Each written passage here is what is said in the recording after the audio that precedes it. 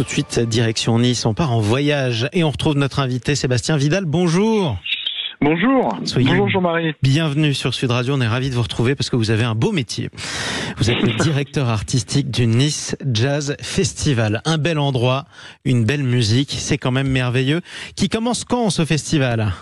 Ça commence ce soir, on ouvre les portes à 18h30 avec un concert de Louis Matuté. Vous savez le principe du Nice Jazz Festival, on est en plein centre-ville.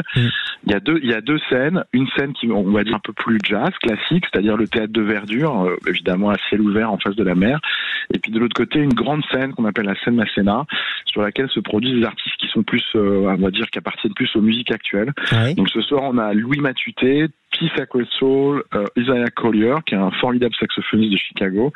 Et puis de l'autre côté, sur la scène Masséna, on a le Wadia Project, c'est un super groupe qui nous vient d'Angleterre. Le groupe Double, c'est un Français qui fait cartonne aux États-Unis en faisant une espèce de revival disco, mais tout avec des instruments vraiment d'origine. Et puis le rappeur Nas. Oui, c'est très éclectique. Exactement, c'est important l'éclectisme. Vous savez, c'est un peu l'ADN du jazz, l'éclectisme. Hein. C'est une musique qui se nourrit de toutes ses racines, qui vient évidemment du blues, du gospel. Et aujourd'hui, on peut pas considérer le hip-hop, on peut pas considérer le funk ou on va dire les musiques électroniques sans penser au jazz. Les artistes comme Nas par exemple, qui est une espèce de légende du hip-hop de la fin des années 90. Son papa, c'est Olu Dara, c'est un trompettiste de jazz. Et il a grandi dans les clubs de jazz, il s'est nourri de jazz. Et puis quand on écoute sa musique, quand on écoute Illmatic, qui est un peu son disque mythique qui est sorti il y a 30 ans, il y a énormément, c'est truffé de références à ce qu'est la musique de jazz. Et c'est un peu ce qu'on essaye de faire à Nice. On est dans le jazz et puis on est à côté et puis on y revient et puis voilà, on fait des allers-retours et ça permet aussi de fédérer des publics qui sont très différents. Parce que comme vous le savez, Nice c'est une ville qui est très inclusive, qui mélange plein de typologies différentes de personnes.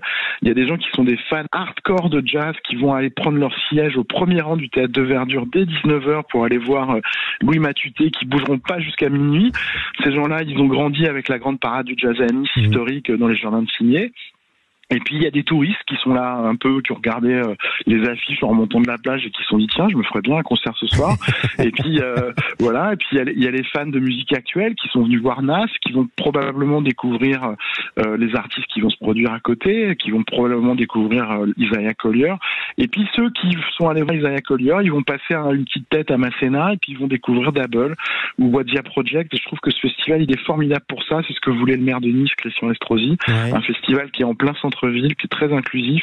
C'est un festival qui permet comme ça les rencontres et qui mélange des publics qui a priori sont différents mais qui sont très complémentaires. Alors c'est dans toute la ville, vous l'avez dit, un peu comme sur le même principe que les Jeux Olympiques à Paris. Est-ce que ça veut dire que c'est gratuit ? Alors non, c'est pas gratuit ce soir, mais par contre il y a des événements dans toute la métropole, de métropole Nice-Côte d'Azur, avec ce qu'on appelle le jazz-off, avec des parades, des fanfares, de la musique un peu partout. Ça c'est les premières étapes et puis ça a commencé il y a longtemps. C'est-à-dire il y a fait 3 semaines que la métropole est en train de vibrer et swinguer au son du jazz. Non, ce n'est pas gratuit. Par contre, pour le prix d'une entrée dans un club de jazz, c'est-à-dire une 40aine d'euros, vous avez droit à 6 concerts avec 6 artistes de dimension internationale. C'est aussi le bonheur d'avoir un festival qui est produit par une ville, qui est pas un festival produit par un promoteur privé. On n'a rien contre les promoteurs privés, mais c'est ce qui permet de faire voilà une vision positive. Le maire de Nice, Christian Estrosi, et Greg Monetti, qui est l'adjoint à l'événementiel, qui a la délégation, qui est la direction de ce festival, veulent un festival qui est accessible. Donc ça commence à 40 euros, et puis ensuite ça descend en fonction du fait si vous êtes chômeur, si vous avez moins de 25 ans, etc. Et puis il y a plein de nouveautés cette année aussi au Nice Jazz Festival. On a créé un Kids Club. Si vous voulez venir avec vos enfants et les déposer pour qu'ils puissent faire de la musique de 18h à minuit, on s'en occupera. Il y a un village expérience dans lequel il y a un véritable restaurant à l'intérieur du festival où vous pouvez dîner avec les amis. Il y a tout un tas de modifications comme ça sur le Nice Jazz Festival qui s'appelle d'ailleurs aujourd'hui le Nice Jazz Fest, qui font que vous pouvez pour un prix modique passer une soirée extraordinaire de musique, de fête. Et à partir de minuit, on fera des afters. C'est dans la grande tradition des jam sessions du jazz.